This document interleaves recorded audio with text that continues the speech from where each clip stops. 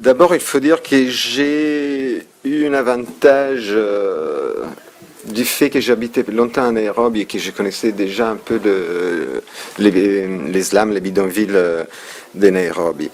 C'est assez difficile d'y aller. Je parle même pas de travailler parce que de travailler dans les bidonvilles, c'est sortir une caméra, c'est très très difficile.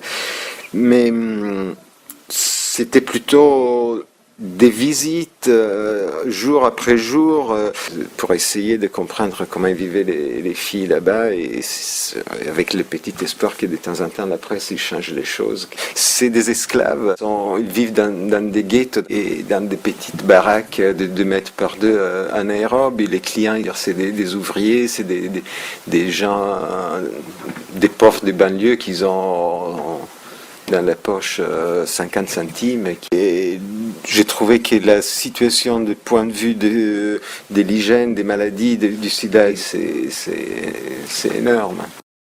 Agnès Muniva, c'est cette femme dont on trouve plusieurs fois le nom quand on cherche sur Internet. C'est la plus médiatique des Invincibles. Et son rêve est de repartir dans son village. Pour l'instant, elle a réussi avec les économies mises de côté, passe après passe, à se faire construire une petite maison. Elle va de temps en temps visiter sa famille. Personne dans son village ne sait ce qu'elle fait.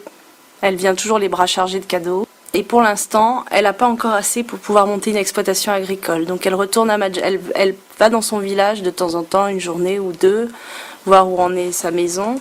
Et elle repart ensuite à Majengo, se remettre sur son tabouret, puisque c'est l'expression consacrée pour dire qu'une femme se vend là-bas. On a fait ce sujet à l'occasion de la journée mondiale du sida, le 1er décembre. En 1988, un des chercheurs canadiens qui était envoyé au Kenya a découvert que 5% environ des prostituées de Majengo avaient développé un système de défense contre le sida. Ils ont espéré que la clé serait facile à trouver. Ils pensaient qu'il n'y avait qu'une réponse. Il s'avère que c'est beaucoup plus compliqué. Donc depuis 20 ans, ils cherchent. Il y a plusieurs réponses. Probablement une réponse génétique, une réponse qui repose dans leur muqueuse et une autre réponse qui est dans leur système immunitaire. Donc ils ont espéré, il y a quelques années, ils disaient qu'ils étaient à 4 ans de la découverte d'un vaccin. Ça a été reporté. Ils donnent maintenant une échéance de 5 à 10 ans. Les chercheurs canadiens et kenyans qui travaillent ensemble ont recensé 120 invincibles sur 3000 femmes qui sont passées dans la clinique qu'ils ont ouverte à Majengo.